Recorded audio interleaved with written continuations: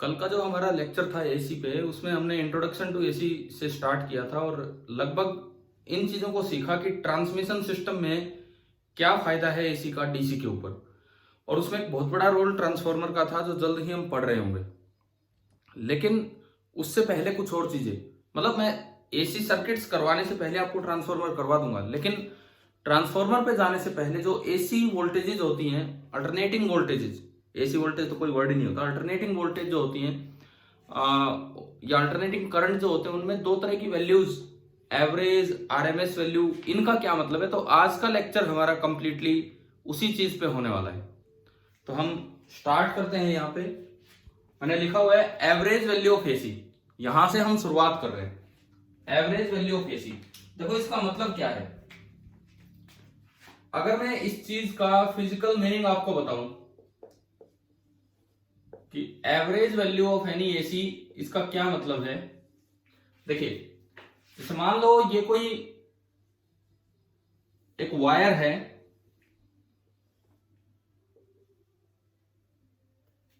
ये कोई एक वायर है और इसमें से कोई करंट फ्लो कर रहा है, alternating current.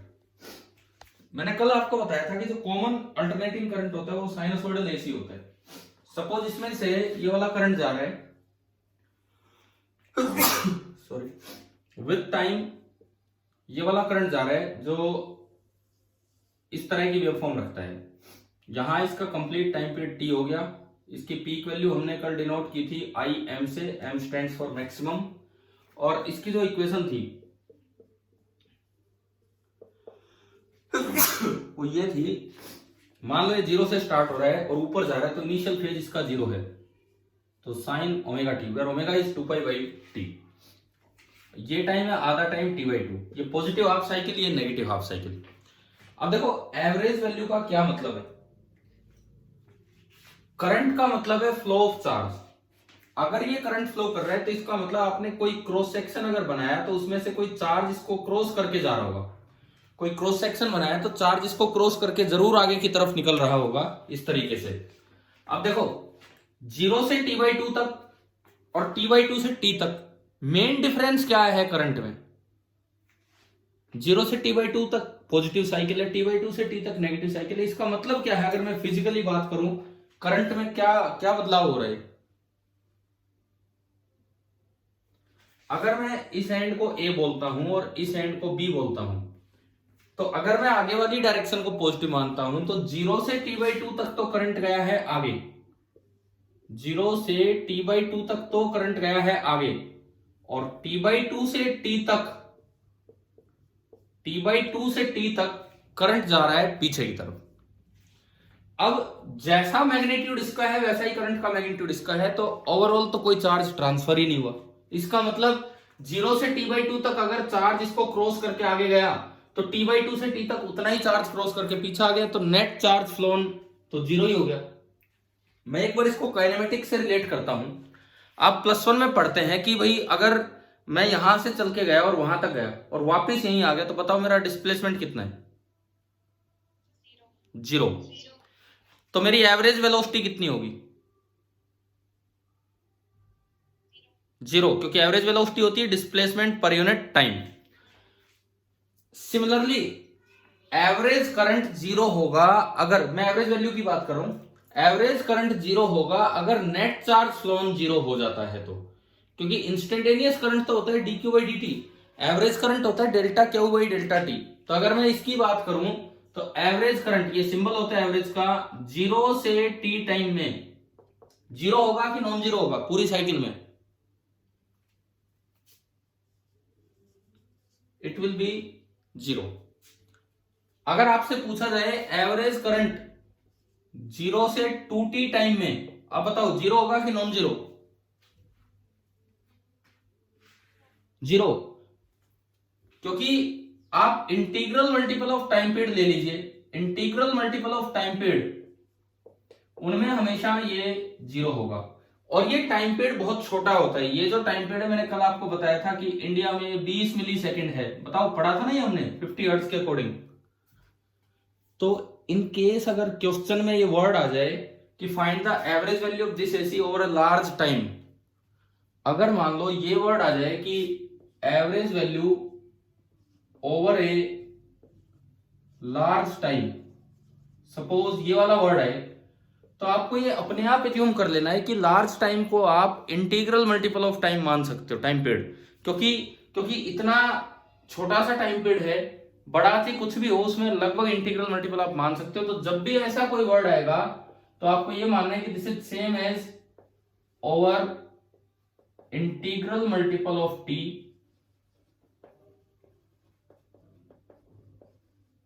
Over integral multiple of T, और वो कितना हो जाएगा 0, क्योंकि क्वेश्चन में आपको ये कौन बताने आएगा कि भाई लार्ज टाइम इंटीग्रल मल्टीपल है या नहीं। तो जब भी ये वाला वर्ड आए आपको ये एज्यूम करना है इतना बड़ा टाइम है तो 20-20 मिली सेकेंड के कई हिस्से हो गए होंगे, यानी कि वो इंटीग्रल मल्टीपल टी का बनेगा और एवरेज वैल्यू आ जाएगी 0। एक साइकिल में पूछी जाए तो भी 0, लेकिन अगर आपको कुछ नहीं दिया, कुछ वहां बोला ही नहीं है कि भाई एवरेज वैल्यू कहां से कहां तक निकालनी है, तो आपको ना केवल हाफ साइकिल पे एवरेज निकालना होगा, बिकॉज फुल साइकिल पे तो एवरेज 0 हो रही है। तो अब हम डिफाइन करेंगे average value over half cycle. Half cycle तक 0 से t/2 तक क्या करंट की डायरेक्शन चेंज हुई है क्या, बताओ? 0 से t/2 तक ये मत सोचना पहले ऊपर गया फिर नीचे ना, ये तो मैग्नीट्यूड है वो हमेशा पॉजिटिव। इसका मतलब 0 से t/2 तक करंट हमेशा पॉजिटिव, तो लगातार करंट आगे ही गया है। इसका मतलब अगर पॉजिटिव चार्ज चल रहा है तो लगातार वो चार्ज आगे गया। सपोज कीजिए इसका जो एरिया है दैट इज डेल्टा Q1, मैंने एरिया को चार्ज से क्यों रिप्लेस कर दिया? हम जानते हैं कि करंट टाइम ग्राफ का एरिया चार्ज फ्लोन देता है, जैसे वेलोसिटी टाइम ग्राफ का एरिया डिस्प्लेसमेंट देता है। जिस तरह वेलोसिटी टाइम ग्राफ का एरिया डिस्प्लेसमेंट देता है, उसी तरह करंट टाइम ग्राफ का एरिया आपको चार्ज फ्लोन देता है। तो 0 से t/2 तक मान लीजिए डेल्टा Q1 चार्ज फ्लो करके गया है। अब मैं बात करूं एवरेज वैल्यू की। एवरेज वैल्यू ऑफ वेलोसिटी का क्या मतलब होता है? सपोज मैं यहां से और किसी दूसरी जगह गया, मैं घर से मैंने गाड़ी स्टार्ट की या बाइक स्टार्ट की, जो भी किया, शुरू में उसकी स्पीड 0 थी, पहले उसकी स्पीड बढ़ी होगी, और जब मेरा वो स्टेशन आने वाला होगा तो मैंने उसकी स्पीड कम की होगी। तो ये स्पीड वेरिएबल रही है कि कांस्टेंट रही है? वेरिएबल रही है, मेरी वेलोसिटी वेरिएबल रही है। अब अगर मैं एवरेज वेलोसिटी को डिफाइन करूं तो हमने ये डिफाइन ऐसे किया था, आप एक वेलोसिटी से चलें घर से निकलते ही, और मतलब एक ही वेलोसिटी रखें और रास्ते में कहीं भी वेलोसिटी चेंज ना करें। अगर उतना ही डिस्प्लेसमेंट उतने ही टाइम में हो जाए जितना वेरिएबल स्पीड से हो रहा था, वेरिएबल वेलोसिटी से हो रहा था, तो ये जो कांस्टेंट वेलोसिटी है ये उसकी क्या हो जाएगी? Average velocity. कुछ थी ऐसी डेफिनेशन, बताओ एवरेज की, है ना? तो यहां पे क्या बनेगी एवरेज की डेफिनेशन? सुने, आपने सेम वायर दोबारा से ली, आपने सेम वही वायर दोबारा से ली, और इसमें इस बार एक कांस्टेंट करंट फ्लो करवा दिया, I बराबर कैपिटल I1। मैंने बोला कि I1 एक कांस्टेंट करंट है, स्मॉल i उसकी वैल्यू है किसी भी वक्त, और वो I1 है। पिछली बार देखो I as a function of time है, पिछली बार I as a function of time है, इस बार I बराबर I1। यहां से मैंने शुरुआत की और ये करंट आगे जा रहा है, मतलब सीधा, और ये कांस्टेंट है। अब इसमें अगर आप ग्राफ बनाएं तो किसी टी टाइम में इसका करंट का ग्राफ बिल्कुल सीधा ऐसा चलेगा I1, क्योंकि ये तो कांस्टेंट फ्लो कर रहा है। चाहे t/2 टाइम देखें चाहे t टाइम देखें। मैंने इसके अंदर भी एक क्रॉस सेक्शन लिया, अगेन इसमें तो लगातार करंट आगे ही जा रहा है, पर मुझे देखना है कि 0 से t/2 टाइम में यहां कितना चार्ज फ्लो करके गया, डेल्टा Q1। 0 से t/2 टाइम में सपोज कीजिए इसकी वजह से ये वाला एरिया फ्लो करेगा, ये वाला जो एरिया होगा वही होगा चार्ज फ्लो, और ये मैंने बोल दिया डेल्टा Q2, ये मैंने बोल दिया डेल्टा Q2। तो जो चार्ज यहां फ्लो करके गया है वो हमने बोल दिया है डेल्टा Q2। अब एवरेज वैल्यू कब होगी? अगर इतने टाइम में t/2 टाइम में जितना चार्ज यहां फ्लो करके गया उतना ही चार्ज वहां फ्लो कर जाए, means if delta Q2 is equal to delta Q1, if delta Q2 is equal to delta Q1, तो जो ये कांस्टेंट करंट है I1, तो जो ये कांस्टेंट करंट है I1, ये उस वेरिएबल करंट की क्या हो जाएगी? Average value.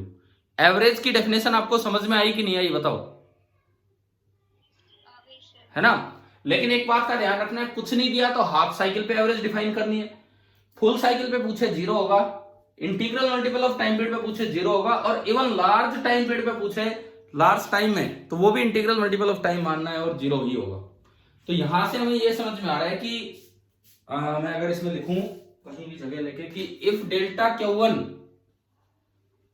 Is equal to delta Q2, अगर ये और ये चार्ज बराबर हो जाएं तो ये जो करंट है, आप इसको कुछ भी बोल सकते हो, आप इसको आई नोट भी बोल सकते हो, तो ये आई नोट रहेगा।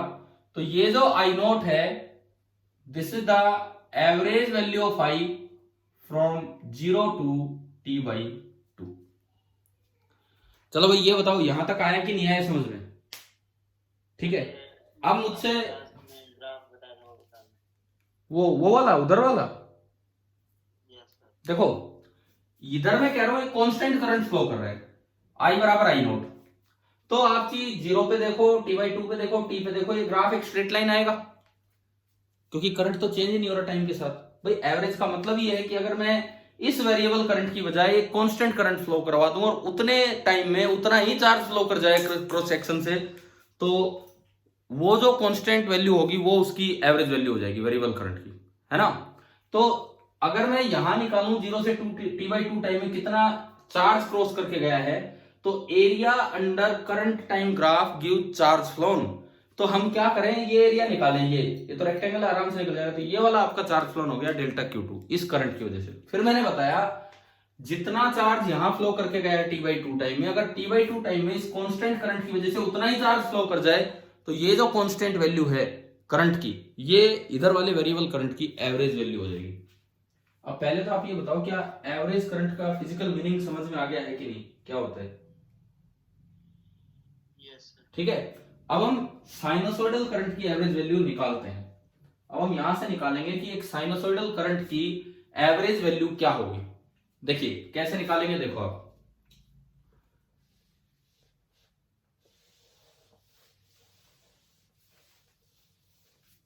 ये जो करंट फ्लो किया इधर, वो हमने माना है, sorry, I maximum sine omega t. Omega constant है कि वेरिएबल है इस इक्वेशन में?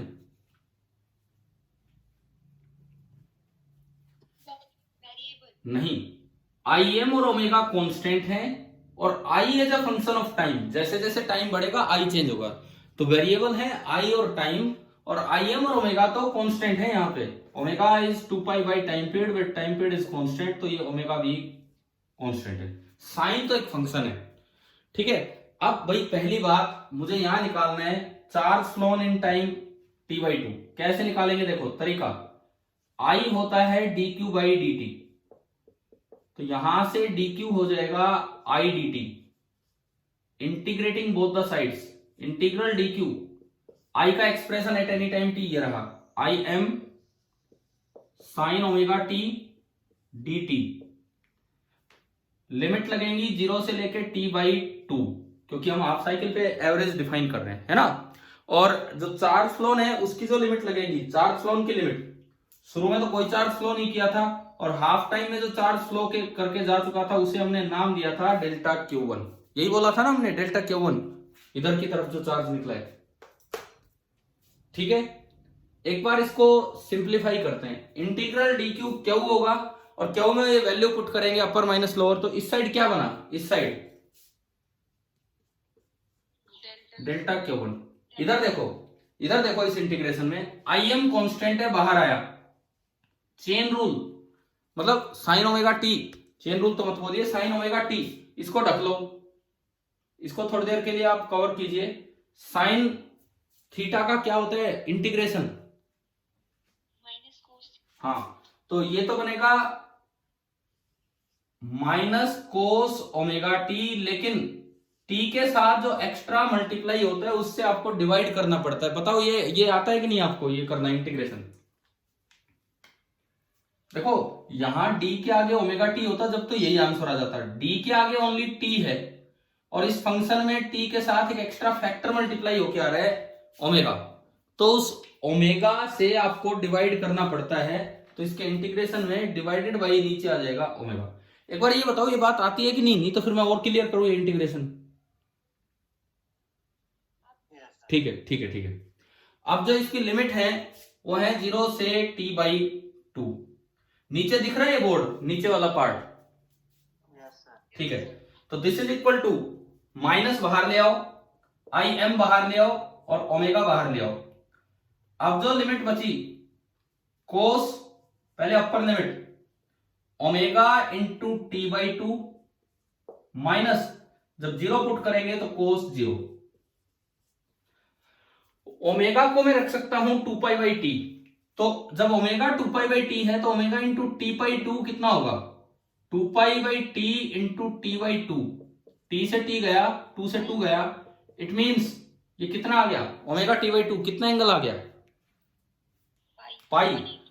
कोस 0 1 होता है, कोस 180 डिग्री -1 होता है। तो यहां देखो कोस पाई तो -1, कोस पाई -1 और माइनस में एक और 1, तो -2 हो गया और एक माइनस बाहर लगा, तो ऊपर क्या बन गया?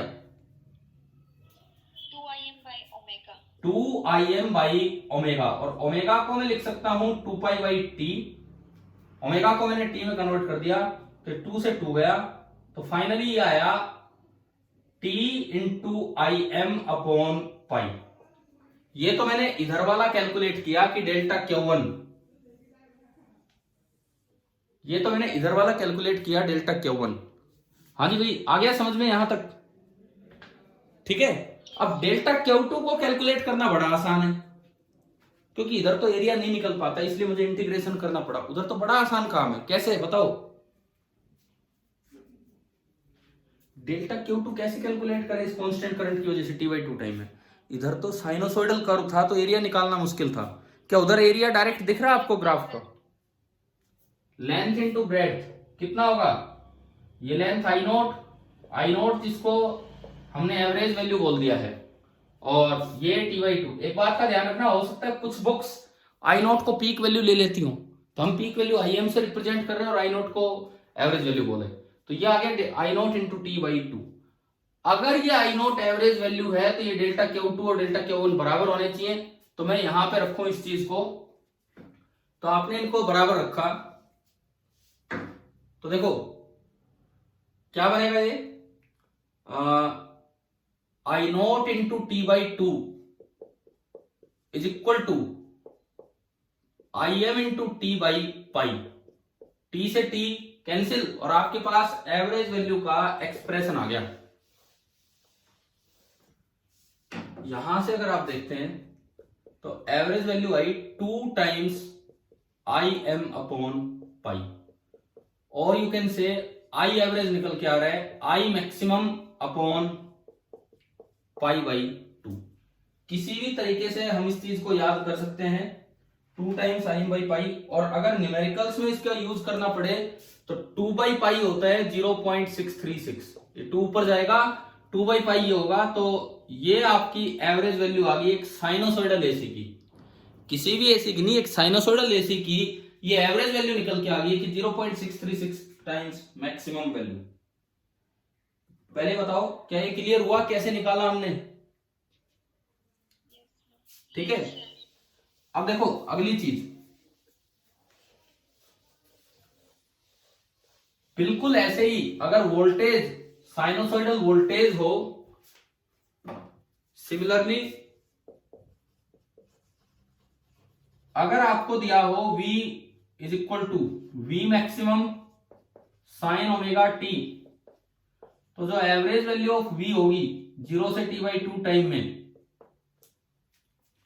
वो भी हो जाएगी Vm/π/2 और 0.636 टाइम्स Vm। ये तो साइनोसॉइडल फंक्शंस में हाफ साइकिल पे ये आपकी एवरेज वैल्यू का एक्सप्रेशन आ गया।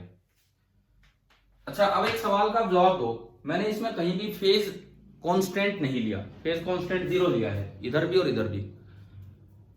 अगर आई ऐसे होता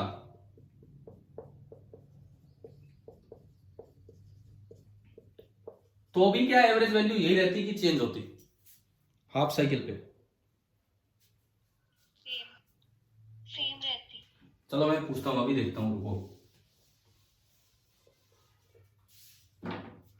एक क्वेश्चन में दे रहा हूं,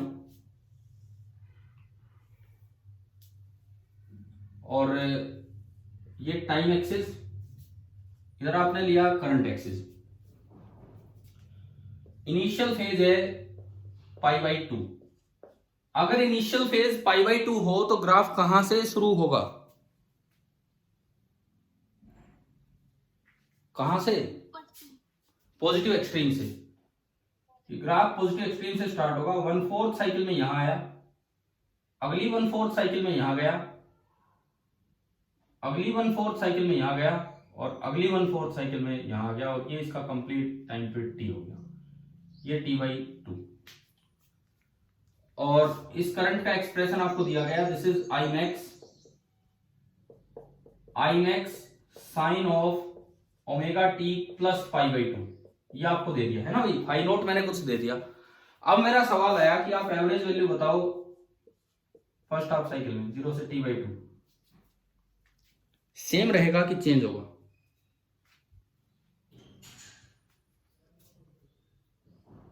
मैंने यही तो सवाल पूछा था अभी थोड़ी देर पहले भी आपसे, आप बताइए।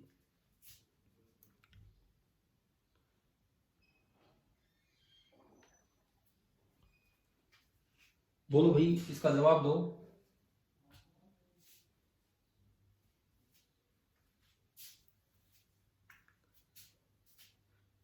देखो आपको बस ये बोलना है कि Im/π/2 होगा या नहीं होगा, यस और नो।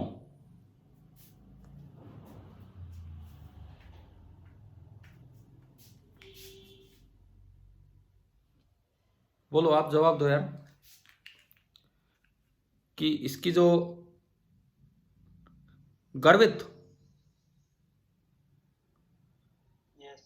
आप बोलिए कि मैंने ये पूछा है, या इसकी पीक वैल्यू, सॉरी इसकी average value peak value upon π/2 होगी या नहीं होगी? अभी होगी। और कोई भी बच्चा कुछ भी बोलना चाहे, इनको अपोज करना चाहे,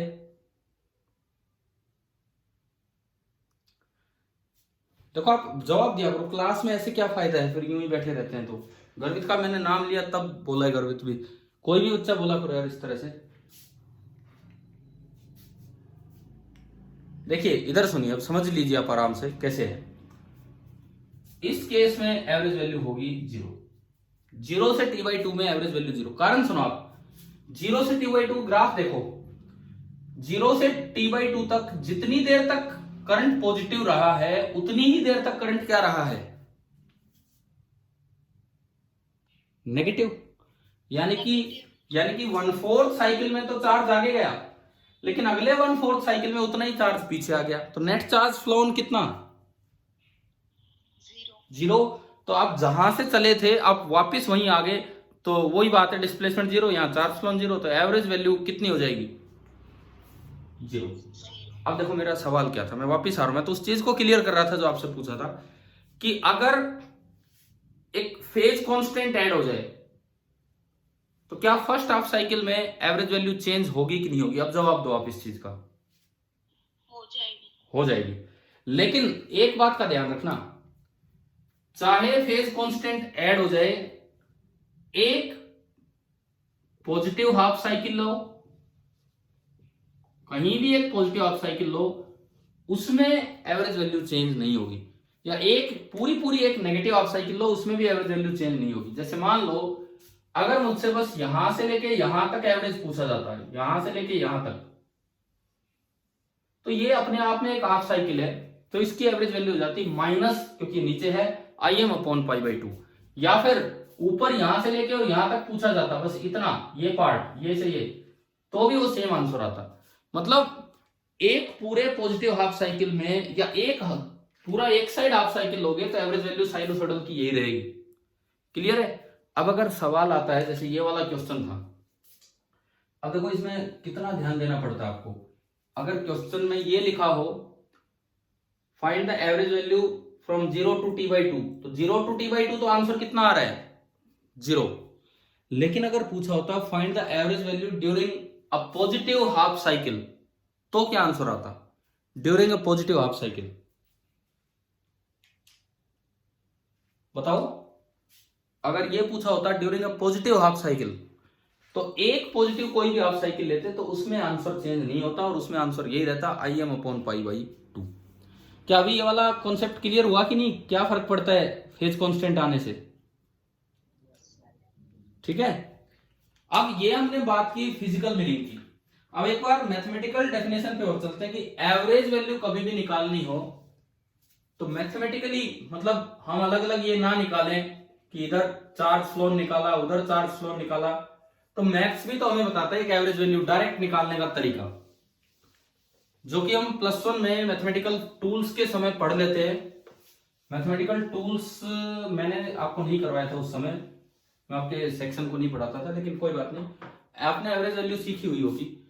अगर मान लो I as a function of time है आपके पास, तो जो एवरेज वैल्यू ऑफ आई होती है 0 से t/2 में, this is integral I d t upon integral d T. क्या ये फॉर्मूला पढ़ा है क्या एवरेज का? बताओ या आप पहली बार ही देख रहे हो फॉर्मूला? देखो, अगर y as a function of x हो और एवरेज वैल्यू ऑफ y का फॉर्मूला होता है integral y dx upon integral dx। ये मैथमेटिकल डेफिनेशन है। 0 से अब हाफ साइकिल पे डिफाइन कर रहे हो तो हाफ पे कर लो, 0 से t/2 और 0 से t/2। अब इससे भी सेम आंसर आना है। जब आप i की वैल्यू पुट करोगे, यहाँ इसमें कोई कांस्टेंट करंट वाला चक्कर ही नहीं है। आप i की वैल्यू पुट करेंगे जो कि थी I maximum sin omega t dt 0 से t/2 और डिवाइडेड बाय नीचे ये t/2 बन जाने। जब इसको सोल्व करोगे तो सेम आंसर आएगा। तो हमें ये भी याद रखना चाहिए कि मैथमेटिकल डेफिनेशन क्या है एवरेज की, उससे डायरेक्टली भी क्वेश्चन सोल्व हो जाते हैं। चलिए, एवरेज के दोनों मीनिंग आपको क्लियर हो गए होंगे। जैसे मैथमेटिकल डेफिनेशन में यूज करवाऊं, कहीं पे मैथमेटिकल डेफिनेशन यूज करवाऊं, वो सुने आप।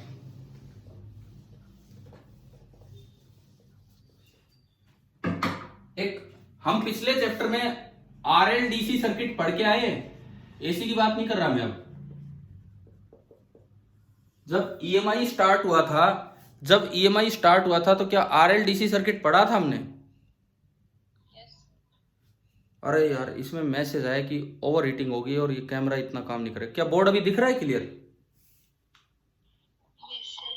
थोड़ा मैं गेट वेट खोल देता हूँ, रुको।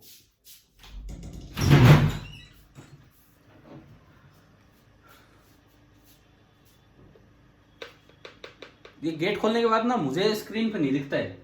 गेट खोलने के बाद इस पे इतना रिफ्लेक्शन सा आया रहता है। क्या आपको भी अभी बोर्ड नजर आ रहा है क्या अब गेट खोलने के बाद? आ रहा है सर, ठीक है, पहले भी आ रहा था सर। ठीक है, ठीक है। पहले तो आ ही रहा था, वो तो क्लियर ही है, वो तो पता ही है। RLDC सर्किट में सपोज ये एक रेजिस्टेंस है, ये एक इंडक्टेंस है। मैं ये बताना चाह रहा हूं कि एवरेज वैल्यू तो डीसी की भी निकल सकती है। ये एक स्विच है और ये एक बैटरी है और इसको आप कनेक्ट करेंगे एट t=0 पे। तो ये जो करंट है ये टाइम के साथ बढ़ेगा या कम होगा? बताओ ये करंट टाइम के साथ बढ़ेगा या कम होगा? बढ़ेगा। शुरू में इंडक्टर ओपन की तरह काम करेगा, बाद में शॉर्ट की तरह। और अगर मान लो ये होता RCDC सर्किट, अब बताओ ये करंट टाइम के साथ इसमें जो करंट आएगा वो बढ़ेगा या कम होगा?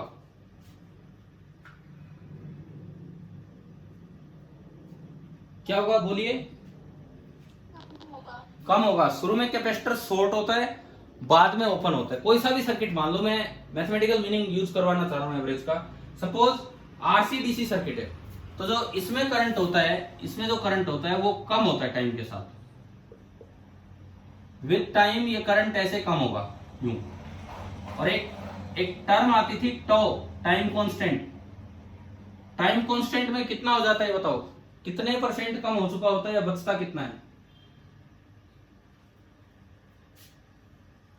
आपको याद होना चाहिए, टाइम कांस्टेंट का मतलब था कि जो भी चेंज होना हो 63% चेंज हो चुका होगा, है ना। तो ये कम हो रहा है तो 63% कम हो चुका है, यानी कि 37% बचा है। तो ये वैल्यू होती है 0.37 टाइम्स स्टार्टिंग वैल्यू आई में, एम मैंने बोल दिया, आई मैक्सिमम। ये आपका आई मैक्सिमम है। अच्छा, इस करंट का एक्सप्रेशन बताओ। आई बराबर I maximum into e raised to power minus t by tau, या फिर I maximum into 1 minus e raised to power minus t by tau, क्या होगा?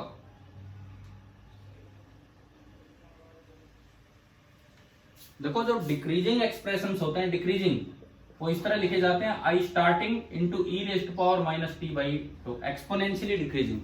और जो एक्सपोनेंशियली इंक्रीजिंग होते हैं वो लिखे जाते हैं bracket 1 minus e raised to power minus t by two. याद आ गया होगा कुछ इस तरह का? ठीक है। अब जैसे ये क्वेश्चन आ जाए, ये एसी नहीं है, डीसी है, वेरिएबल डीसी है, और मुझसे पूछ लिया जाए कि एवरेज वैल्यू बताओ इस दौरान, इस दौरान मतलब 0 टू तो एवरेज वैल्यू निकालनी है। मैं आपको मैथमेटिकल मीनिंग यूज करना सिखा रहा हूं। अब आप क्यों उन चक्करों में पढ़ते हो कि एक बार पहले वेरिएबल करंट से चार्ज फ्लो निकाला, फिर कांस्टेंट करंट से चार्ज फ्लो निकाला, फिर उनको इक्वेट किया। एक बड़ा डायरेक्ट फॉर्मूला है हमारे पास, ये जो अभी लिखा था हमने, क्या होगा? एवरेज वैल्यू ऑफ आई 0 से tau integral I d t upon integral d t, 0 से टॉ एंड 0 से टॉ। हाँ भाई, याद है ये अभी अभी जो लिखा था? तो अब इसको अप्लाई करते हैं। आई की वैल्यू आपने पुट की, I am into e raised power minus t by toe D t, 0 से टॉ, और नीचे अगर आप देखोगे तो इंटीग्रल डी टी टी बनेगा 0 से लेके टॉ, और वो तो लिमिट पुट करेंगे तो नीचे ओनली टॉ आके रह गया। आया ना यहां तक समझ में कैसे किया हमने? ऊपर बताओ इंटीग्रेशन क्या होगा, ऊपर का इंटीग्रेशन बताइए कि आप क्या होगा।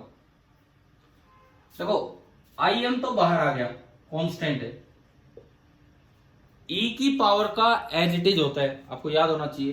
तो ई की power minus t by tau का हो जाएगा e raised power minus t by tau. लेकिन टी के साथ जो एक्स्ट्रा टर्म मल्टीप्लाई है, इसके फैक्टर में, ई की पावर में टी के साथ एक्स्ट्रा टर्म क्या मल्टीप्लाई है बताओ? टी के साथ, टी के रेस्पेक्ट में तुमने इंटीग्रेशन किया है। तो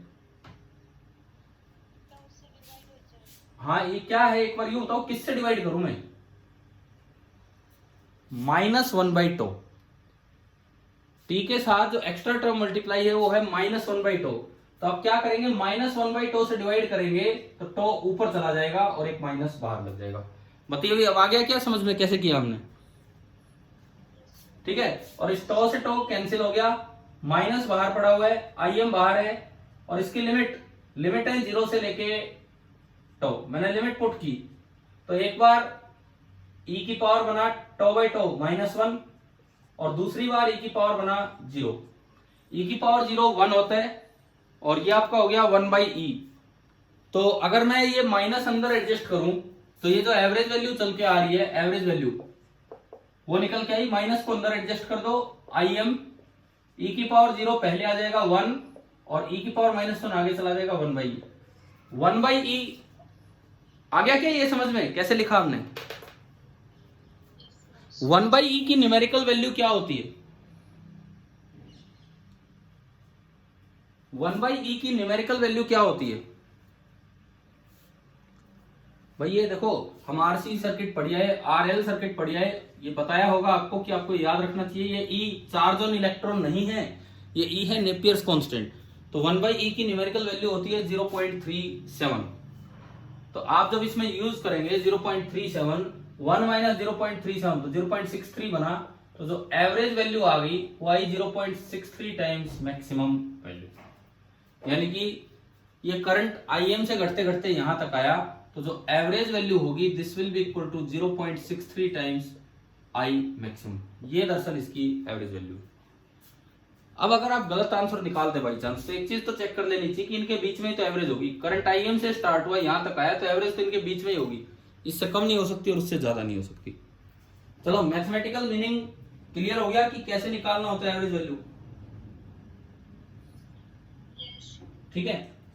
अब देखो, एक क्वेश्चन लेते हैं जिसमें चाहे आप मैथमेटिकल मीनिंग का यूज करो चाहे फिजिकल मीनिंग का, लेकिन मैं थोड़ा टाइम लिमिट चेंज करूंगा कि भाई कहां से कहां एवरेज पूछी गई है, ये चीज हम ले रहे होंगे।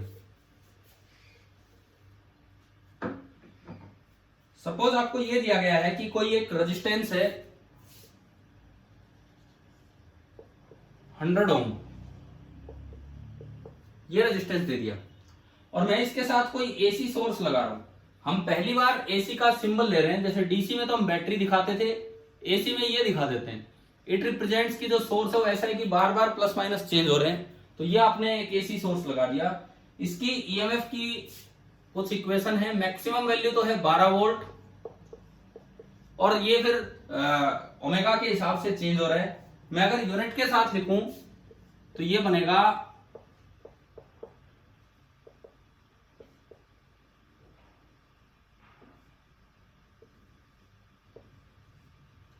ये बताओ ये कैसे लिखा है, क्या ये समझ में आ रहा है? देखो पीक वैल्यू 12 वोल्ट, साइन के आगे कभी यूनिट होती नहीं है, ये तो वोल्ट जो चलेगा ईएमएफ वो मैक्सिमम वैल्यू के साथ ही चलेगा। Sine of omega into T, अब ओमेगा तो है 250 पाई और उसकी यूनिट है सेकंड इनवर्स, क्योंकि टी से मल्टीप्लाई होकर यूनिट लेस होना है तो सेकंड इनवर्स बन गया। अभी बताओ क्या ये किस तरह से लिखा है, क्या क्लियर हुआ ये एक्सप्रेशन? ठीक है, वोल्ट चाहिए आप लास्ट में लगाओ, चाहिए वोल्ट जहां है उसके साथ लगाओ, बात एक ही है। अब आपको ना वोल्टेज की एवरेज वैल्यू निकालनी है, फाइंड एवरेज ईएमएफ। लेकिन अगर कुछ नहीं दिया हो तो अपने पॉजिटिव हाफ साइकिल पे हम निकाल देते हैं, लेकिन अब इसमें सुनो कहां निकालना है। First part from t equal to 0 to t equal to t/2।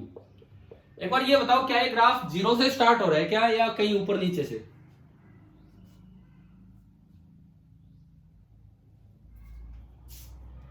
बोलो, क्या ये ग्राफ 0 से स्टार्ट होगा या कहीं ऊपर नीचे से?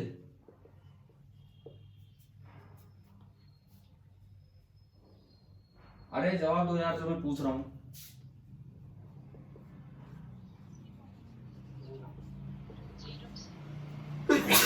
0 से, बिल्कुल सही, क्योंकि ओमेगा टी है, आगे कोई इनिशियल फेज है ही नहीं। जब आगे कोई इनिशियल फेज ही नहीं है तो 0 से स्टार्ट होगा और ऊपर की तरफ बढ़ेगा। तो मैं इसमें आपसे ये 3 सवाल पूछ रहा हूं। इस वैल्यू का, इस एक्सप्रेशन की आपको एवरेज वैल्यू निकालनी है। एक बार 0 से t/2 तो वो केवल और केवल पॉजिटिव हाफ साइकिल हो गई है। एक बार ओवर लार्ज पीरियड, वो मैंने बताया था अभी थोड़ी देर पहले, क्लियर किया था कि इसका क्या मतलब है। वो इतना बड़ा पीरियड होता है कि आप मान सकते हो कई छोटे छोटे टाइम्स का इंटीग्रल मल्टीपल है। और एक बार एक अलग से टाइम दे दिया 0 से 1 मिलीसेकंड, ऐसे भी आ सकता है। तो अब हम सीखें कि एवरेज वैल्यू कैसे निकालना है। देखो आज का पूरा लेक्चर ये एवरेज वैल्यू निकालने पे ही जा रहा है, पूरा जिस तरह से भी हम कैलकुलेट कर रहे हैं। फर्स्ट पार्ट सबसे आसान है। कैसे? फर्स्ट पार्ट का आंसर बताइए क्या होगा?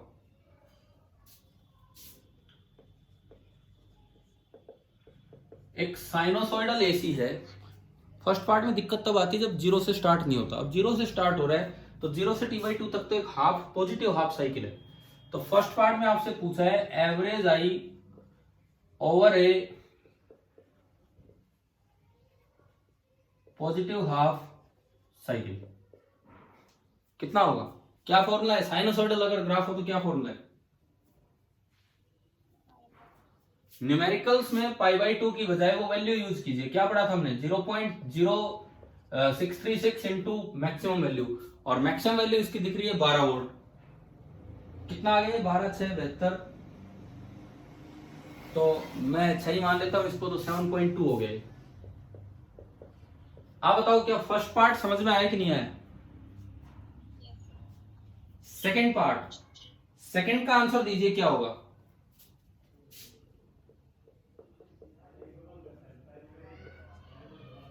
हाँ जी, सेकेंड पार्ट का आंसर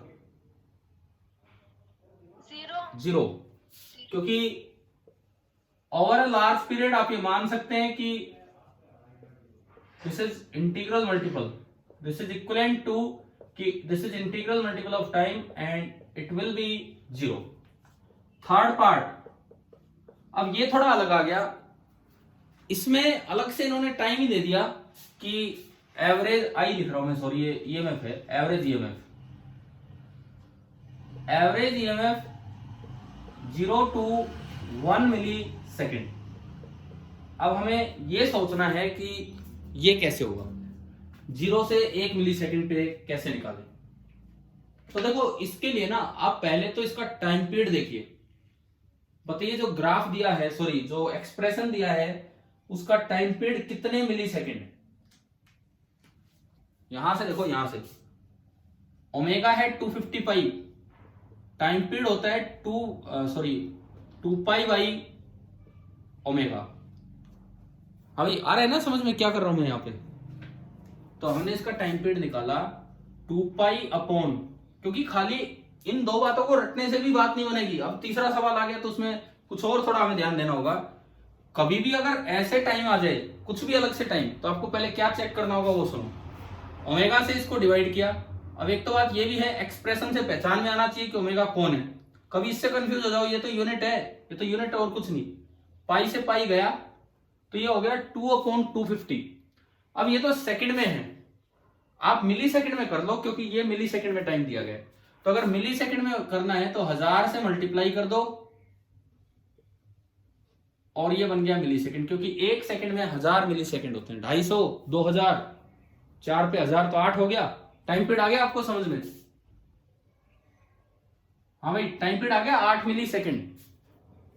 यस सर। ठीक है, अब देखो, अब मैं अगर इसका ग्राफ देखूं, साइनोसॉइडल ग्राफ है, ईएमएफ 0 से स्टार्ट हो रहा है जिस तरह का इसका दिया गया है, ये ऊपर तक गया होगा और ये एक पूरी साइकिल हो रही है जो कि 8 मिली सेकेंड में होगी। पीक वैल्यू यहां से दिख रही है 12 वोल्ट, पीक वैल्यू है 12 वोल्ट। 8 का आधा 4, 4 का आधा 2 और ये तो 2 का भी आधा है 1। अब देखो आप, इन्होंने कितने समय में एवरेज पूछा है? 0 से 1। क्या ये एक बार भी मैक्सिमम तक पहुंचा है? अभी नहीं पहुंचा है ना। जैसे क्या है, मान लो आपके 10 टेस्ट होने, 10 टेस्ट होने, आपके मार्क्स आने स्टार्ट हुए, शुरू में कम आए, 2 नंबर आए, मतलब 10-10 नंबर के मैं पेपर मान रहा हूं। शुरू में 2 नंबर आए, अगली बार 3 नंबर आए, अगली बार 4 नंबर आए, किसी ने वही एवरेज निकाल दी, जबकि आपका अच्छा समय आना अभी बचा हुआ था। अगली बार आपके 5 आने थे, 6 आने थे, 7 आने थे, 8 आने थे, इस तरह आने थे, और तब अगर एवरेज निकलती तो आपकी एवरेज वैल्यू आती 5। एक एग्जांपल मैं दे रहा हूं, तब अगर एवरेज निकलती तो आपकी एवरेज वैल्यू आती 5। लेकिन अगर 3 ही टेस्ट हुए और एक बार भी 5 नंबर तक ही आप नहीं पहुंचे, तो क्या एवरेज वहां तक 5 हो सकता है आपका? नहीं हो सकता। तो इसका मतलब 0 से 1 सेकंड तक, 1 मिली सेकंड तक तो भरोसा ही नहीं है। आप जो स्टैंडर्ड एवरेज जो आप दे रहे हो 7.2 वोल्ट, वहां तक गए भी हो या नहीं, क्योंकि ये 12 वोल्ट है तो 7.2 भी ऊपर ही है, तो भरोसा ही नहीं है कि 0 से 1 तक तो आप उस समय तक भी पहुंचे हो, उस जगह तक भी पहुंचे हो नहीं, तो इसका मतलब एवरेज वो हो ही नहीं सकता। वो एवरेज तो तब होता है जब आप पूरा ऊपर तक घूम के और फिर नीचे आ रहे होते। एक कम से कम एक साइकिल तो हो तब जाके, हाफ साइकिल तो हो तब जाके बनता। तो अब ऐसे में गलती जो बच्चे कर जाते हैं, एग्जाम में ये वाला क्वेश्चन आ गया, एक ऑप्शन ये दे रखा है, एक ऑप्शन ये दे रखा है, परंतु ना ये सही होगा और ना ये सही होगा। समझ गए हो ना आप? क्योंकि बच्चों के दिमाग में 2 ही चीजें चलती हैं, या तो एवरेज इससे निकल जाएगा या एवरेज इससे निकल जाएगा, जबकि इस सवाल में तो कुछ और बात हो रही है। तो ऐसे में आप एवरेज कैसे निकालेंगे बताओ? अब अगर आपको एवरेज निकालना पड़े तो यूज मैथमेटिकल डेफिनेशन। कौन सी मैथमेटिकल डेफिनेशन? थर्ड पार्ट में करवा रहा हूं कि average e integral e d t upon integral d t, लेकिन लिमिट वो लगाओ जो थर्ड पार्ट में पूछिए। लिमिट 0 से टाइम की लिमिट कहां तक? 1 मिली सेकेंड। यहां भी 0 से टाइम की लिमिट 1 मिली सेकेंड। पहले बताओ यहां तक आया समझ में कैसे सोल्व करना है और क्या दिक्कत थी तीसरे पार्ट में? ठीक है, अब ऐसा नहीं कि सॉल्यूशन से घबरा जाओ, अरे यार ये कैसे इंटीग्रेशन होगा, इसमें तो अजीब सी वैल्यू आ रही है। अब देखो थोड़ा सोल्व करते हैं कि किस तरह से इनको कैलकुलेट करना चाहिए, आगे बढ़ना चाहिए। तो हमने क्या किया, इसकी वैल्यू पुट की, यहां पे आया इंटीग्रल ईएमएफ। अब मैं वहां कर देता हूं उस जगह को मिटा के ना, कि ये third part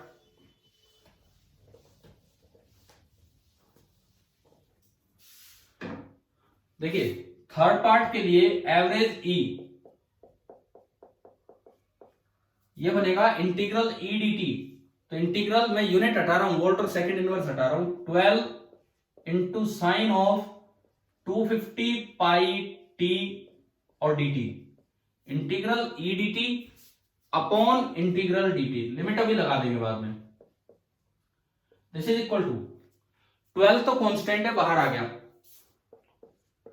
sign omega T का इंटीग्रेशन अभी किया था हमने थोड़ी देर पहले। क्या होता है साइन ओमेगा टी का इंटीग्रेशन टाइम के रिस्पेक्ट में?